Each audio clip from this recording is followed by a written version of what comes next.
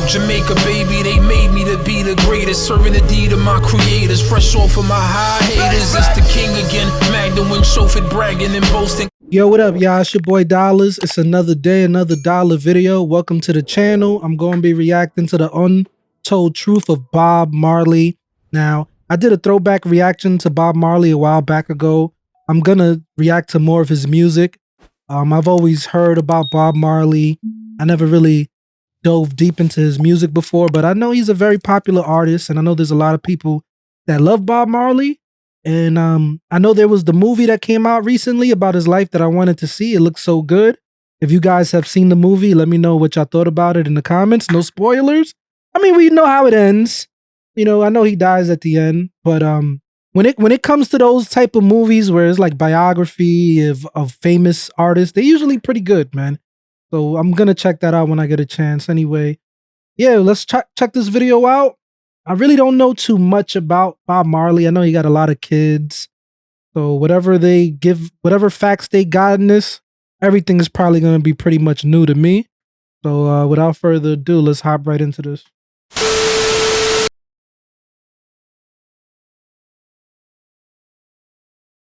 Growing up on top of a sewer, numerous run-ins with shady producers, and uniting a nation through music. A legendary musician who impacted the world in so many ways, here's the untold truth of Bob Marley.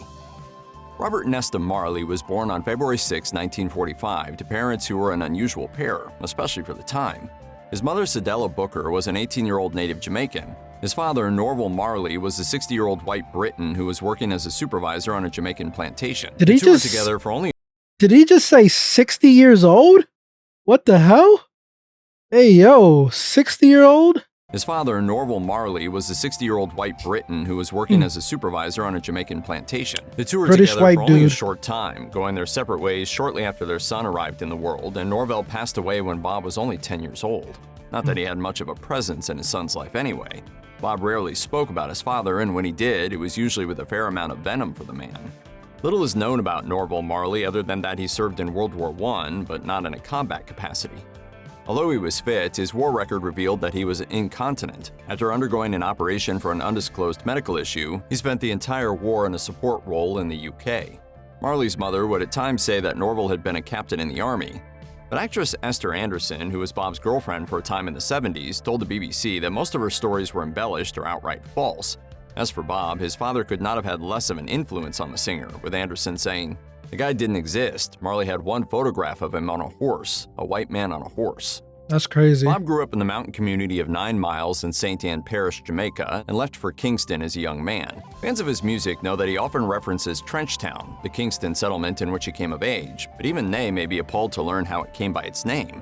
The settlement I was just about to say trench. He really was from the trenches, huh? Consisted of low-income government developments and burned-out. He's from the trenches for real. And it earned its name by virtue of being built on top of a literal sewage trench. Wow. As one might imagine, the area was home to a good number of street toughs known as rude boys. And while Marley didn't put himself in this category, he wasn't afraid to throw down with them on occasion. According to Marley's website, it was because of his skills as a street fighter that he came by a nickname that would stick with him for pretty much his entire life, Tough Gong. That is, of course, the name of the record label he would eventually found. Tough Gong? It would become a driving force in spreading reggae music to an international audience. Perhaps the most well-known nod to this time of Marley's life and his music came in his classic... I'm just looking at the background, bro. Like, that's how the houses look over there, bro. That's crazy. 1974 tune, No Woman, No Cry, in which he sang, "I remember when we used to sit in the government yard in Trenchtown, observing the hypocrites mingle with the good people we meet." Like many Kingston youths, Bob Marley showed an early interest in becoming a part of the local music scene. In the early 60s, he was dabbling in writing songs with a childhood friend, Neville Livingston. Marley's mother, Cedella, though, knew this was no certain path out of poverty, and when Marley dropped out of school at the age of 14, she tried to make sure he would have a trade to fall back on in case his music career didn't work out. Smart mom. One day he just come home and give me the books and tell me saying I'm going back to school. And him say I have a friend that he can give these books to. Cedella found Marley an open apprenticeship as a welder, and although he wasn't exactly thrilled about it, Marley accepted the job. Needed that money at the time. Before Marley decided he was not to be a welder. The decision came courtesy of a scalding hot piece of metal that flew into his eye while he was in the shop one day. Holy shit. The incident was so painful that this became Marley's last day as an apprentice welder, and after leaving the shop, he resolved to dedicate himself to music. Aside from setting him on the path that would make him a legend, his time as a welder's apprentice yielded one other benefit. Through his job, he struck up a friendship with a fellow welder by the name of Peter Tosh, who also harbored musical ambitions and proved to be a capable songwriter in his own right. Tosh, Marley, and Livingston, who would soon become known as Bunny Wailer, promptly formed their own vocal group. However, they would need a bit of guidance before they were ready for the world.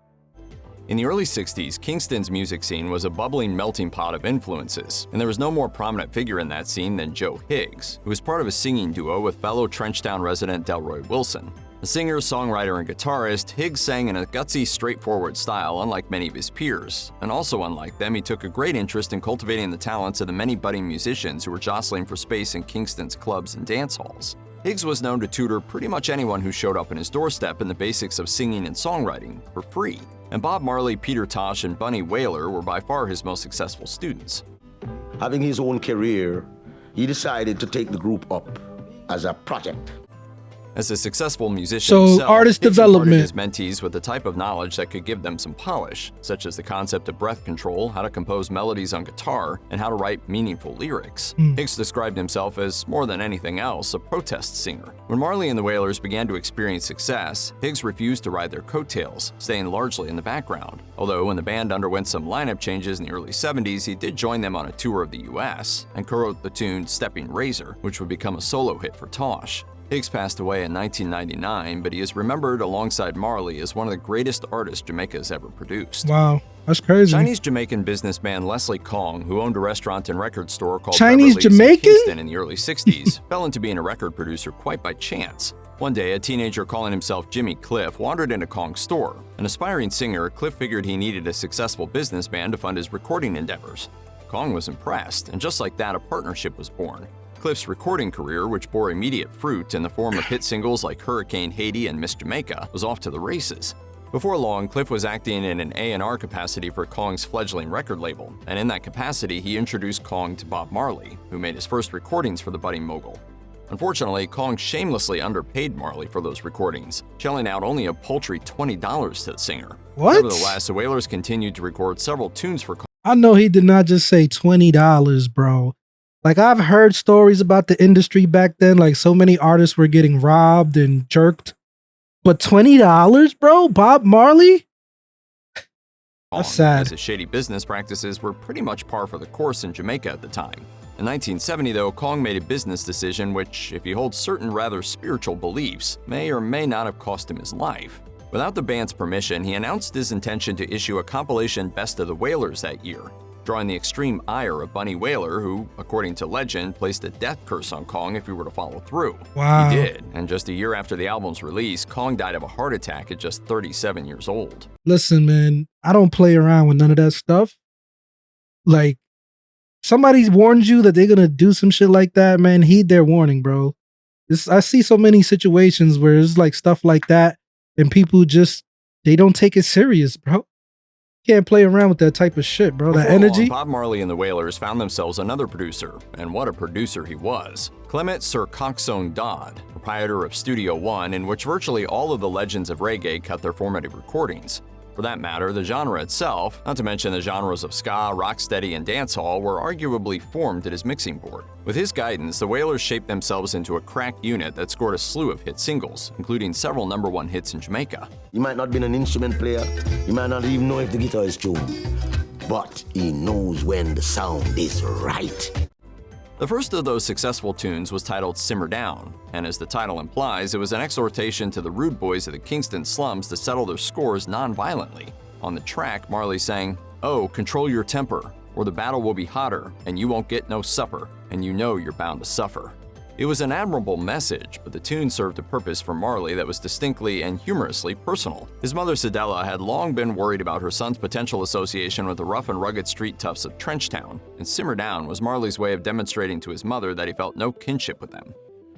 The timeline is a bit murky, but it is known that sometime after the death of Bob Marley's father, his mother Cedella remarried and moved to Delaware. According to Marley's website, this happened in 1966, although some sources cite either an earlier or later time for her relocation. This was the year that Marley married his wife Rita, to whom he remained married until his death. At some point, the Marleys joined Cedella in Delaware. Some sources say for a matter of months, others for several years. Few of his neighbors knew that Marley was semi-famous in his home country, least of all Ibis and Jeannie Pitts, who befriended the couple after Rita happened to visit their gift shop.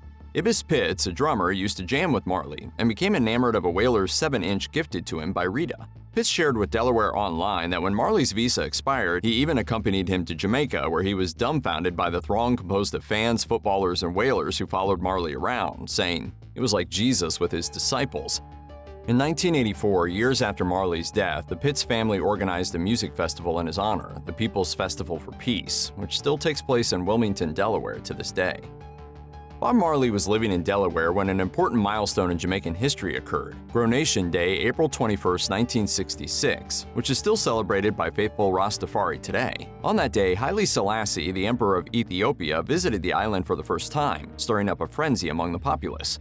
By way of brief explanation for the uninitiated, Rastafarianism began in the early 20th century in Jamaica and draws from a number of religious and political belief systems. Put simply, its adherents believe Africans displaced by the slave trade to be exiles in the corrupted outside world known as Babylon await their eventual return to Africa or Zion, in accordance with their interpretation of the New Testament's Book of Revelation.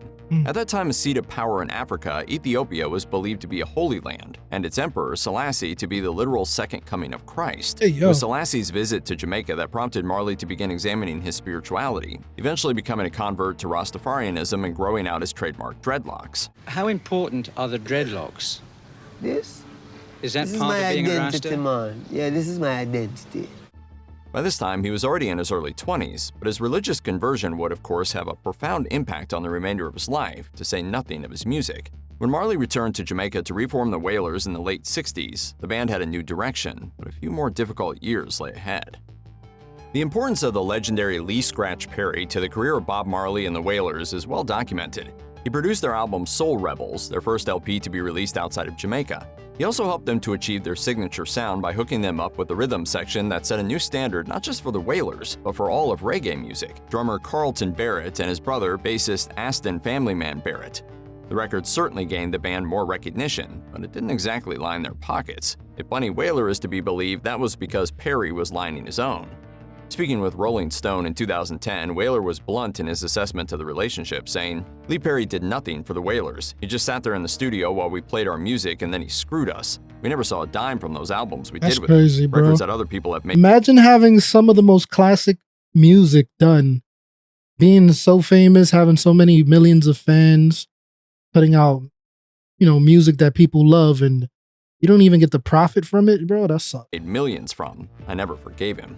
Perry, of course, remembered it differently, telling Afropop Worldwide in 2017 that Wailer was just bitter and holding a grudge against him for unspecified reasons. But Marley and the Wailers made their feelings known as a matter of record, literally. Rolling Stone noted that the 1973 tune Trenchtown Rock was referencing Perry in its lyrics, which said, "You reap what you sow, and everyone know now. Don't turn your back." Another in a long line of what could have been big breaks for Marley came when, while playing guitar at a party in Kingston, he was corralled by a pair of Americans, manager Danny Sims and his client, soul singer Johnny Nash.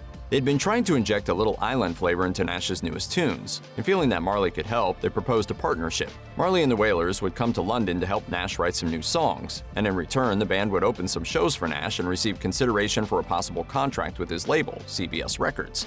It all sounded great, but it worked out a little better for Nash than it did for Marley and the Wailers. Nash recorded a few of Marley's tunes, including the future classic Stir It Up, and got one original song out of the endeavor, the now immortal 1972 reggae-flavored #1 hit, I Can See Clearly Now. But Marley soon became— Wait, is it I Can See Clearly Now, the Rain Is Gone? That was Bob Marley's song that he wrote for that dude? Yo, from what I'm getting from this video is like throughout his career, bro, he was just getting screwed by so many people. Like, just imagine an artist of that caliber, and it's like there's no— I don't want to say he didn't have any happiness in his life, but like where was the happiness in his success? He was successful, but he didn't even get to enjoy it because he kept getting fucking screwed by people robbing him, bro. Disillusioned with the whole thing. In his book, Before the Legend, The Rise of Bob Marley, author Christopher Farley quoted him as saying, "He's a nice guy, but he doesn't know what reggae is. Johnny Nash is not Rasta, and if you're not a Rasta, you don't know nothing about reggae." When CBS Records insisted the Wailers record the borderline novelty song Reggae on Broadway, and then did nothing to promote it, the band terminated the relationship. After things went south for Bob Marley and the Wailers in London, they needed a way to get home to Jamaica, but what they found instead was nothing less than their ticket to worldwide stardom. In his memoir, The Islander, My Life in Music and Beyond, Island Records founder Chris Blackwell described his first meeting with the group, who showed up out of the blue one day at his office. Island had distributed a few of the Wailers' records in the UK, along with a raft of other Jamaican artists, and as Blackwell wrote, "Funny Wailer had it in his head that I owed them some money. They did not walk in like losers, like they were defeated by being flat broke. To the contrary, they exuded power and self-possession." As it turned out, Jimmy Cliff had just departed Island, and although US radio stations were steering clear of reggae, Blackwell had an idea of what he could do with the Wailers. His plan was to make them more popular with college kids. By the end of their conversation, Blackwell had agreed to pony up £4,000 for the band to make an album, without even having them sign a contract. A couple months later, he went down to Jamaica to hear what they'd done, and was blown away by the rough tracks that would become Catch a Fire, Bob Marley and the Wailers' classic breakthrough album. As Bob Marley's religious and cultural interest grew, so too did his interest in Jamaican politics, which in the 70s were beyond contentious. This may sound a touch familiar. At the time, the nation's populace was bitterly divided between the Liberal People's National Party, or the PNP, and the Conservative Jamaican Labour Party, or JLP.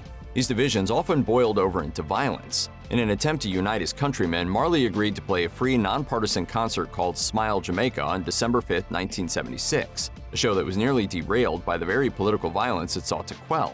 On December 3rd, the Wailers were rehearsing at Marley's Kingston home, and the house was riddled with bullets from numerous unknown assailants. Marley was shot in the arm, Rita Marley's head was grazed, and the band's manager Don Taylor was shot 5 times but survived. Undaunted, Marley performed at the concert 2 days later, the bullet still lodged in his arm. And if anything, Marley's resolve to help bring about unity grew even stronger after the shooting.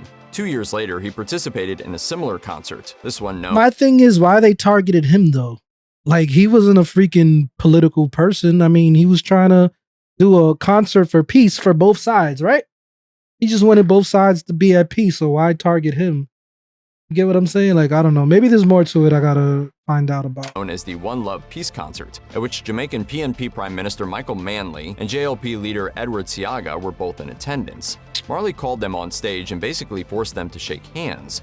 Just weeks after the concert, in recognition of this daring effort, the United Nations awarded Marley its Medal of Peace. He knew what his purpose was. Did he ever get a Nobel Peace Prize? And he definitely carried his responsibility as far as he could.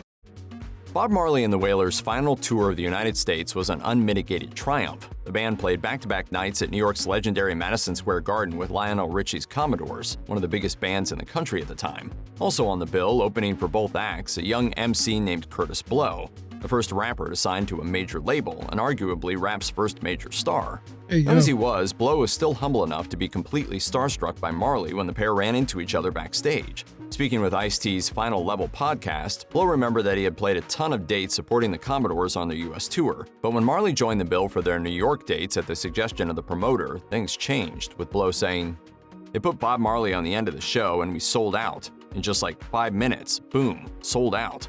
Backstage, Marley and his entourage happened across the young rapper, with Blow recalling, "Bob Marley comes straight up to me, sticks out his hand and goes, 'Curtis, I like your stuff. I'm always starstruck when OGs in the game recognize me.'" Bob Marley's selfless love for other people and drive to make the world a better place made the Rastafarian religion a perfect fit for him.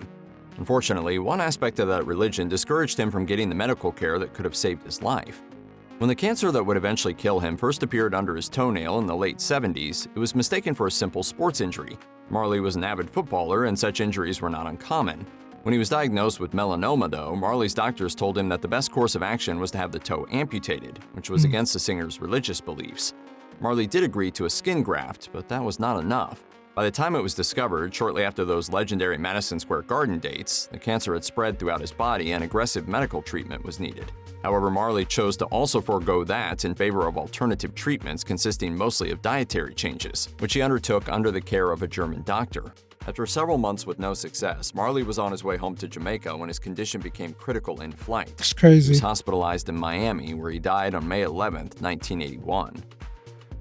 In a mirror image of Ethiopian Emperor Haile Selassie's visit to Jamaica, so he died from cancer? Bob Marley so much It's crazy because I always thought he died like a violent death, bro. I never knew it was cancer that killed him. Which is a young man. The musician paid That's a visit crazy. to Ethiopia in 1978. And it probably could have been While avoided. there, he stayed in Shashamane, a town that had been designated by Emperor Selassie himself as a settlement for Rastafari. He performed for Ethiopia's royal family, visited churches, and did a bit of writing, working on some songs that would later appear on the Wailers' 1979 album Survival. He was hospitalized in Miami, where he died on May 11, 1981. In 2015, the icon's fondness for the Rasta homeland was returned with a statue of him, which was erected in the Ethiopian capital of Addis Ababa. A decade prior, Rita Marley had announced her intention to rebury her husband in Ethiopia, saying, "Bob's whole life is about Africa. It is not about Jamaica. He has a right for his remains to be where he would love them to be. This was his mission. Ethiopia is his spiritual resting place." Understandably, this ruffled a few feathers in Jamaica, where Marley is obviously considered to be a national treasure. Marley historian Roger Steffens told The Guardian, "Bob never expressed any interest to be buried in Ethiopia. The country that created the faith of Rastafari is Jamaica, not Ethiopia." He wasn't just looking for one place, Jamaica. His mindset was for the world, being universal. The reburial never came to pass. In 1975, Bob Marley and the Wailers staged a concert in Kingston, dubbed the Wonder Dream Concert, to benefit the Jamaican Institute for the Blind. There was a thrilling reason for the show's moniker. One of the most prominent blind musicians in history, Stevie Wonder, was in attendance and ready to jam. He and the Wailers took the stage together at one point, performing the band's I Shot the Sheriff and Wonder's Superstition, and the show led to a friendship between Marley and Wonder that would endure for the rest of the former's life. They performed together again at a 1979 Philadelphia show and even kicked around the idea of staging a joint concert. On September 20th, 1980, one day before Marley discovered that his cancer had metastasized, Stevie Wonder's single Master Blaster debuted on the Billboard chart, where it was destined to peak at number 5. The reggae-flavored tune was a tribute to Wonder's friend, featuring lyrics such as, "Marley's hot on the box, tonight there will be a party." Wonder would go on to write and produce for reggae act Third World, with whom he performed Master Blaster at the Reggae Sunsplash Festival in 1982. Bob Marley has been gone for more than 4 decades, but his spirit lives on, and not just through his music. In 1986, Rita Marley founded the Bob Marley Foundation in his honor. According to the nonprofit's website, their goal is simple. In part, it reads, "Our vision is to positively impact those around us and alleviate poverty by providing aid to vulnerable and underserved communities throughout Jamaica while enacting everlasting change." To that end, the foundation has done some incredible work, making a tangible difference in the lives of thousands of Jamaicans over the years. The foundation has provided university scholarships for hundreds of students, not to mention funding for primary schools throughout the country. This funding has paid for books, school supplies, and critically, tablets that were needed for remote learning during the COVID-19 pandemic. It has provided hospitals and clinics with modern equipment, established a fund for residential care for the elderly, sponsored the Jamaican national women's football team, and of course, lent its support to cultural endeavors such as film festivals, art exhibits, and music workshops. It also established the One Love Youth Camp, which steers at-risk youth away from the streets and towards a welcoming embrace of music and art. In describing the foundation's mission, the website places a quote from Marley himself front and center. My life is only important if me can help plenty people. If my life is just for me, my own security, then me don't want it. My life is for people. Alrighty, man. It seemed like he said he was for the people, bro. You don't get too many artists that's like that nowadays. Most of these artists nowadays, they so selfish and all they care about is being popular and money, and you know what I'm saying? You don't get these rare artists like that actually, it was more than music to them. They just wanted to connect and they wanted to preach peace to the whole world. You get what I'm saying? But a lot of that's probably the labels, you know, they probably made it so, you know, these artists are not like that no more. You know, they control the industry. But Bob Marley seemed like a special rare breed, man. And I feel like there's still some stuff about him that I need to learn about. This was an okay video.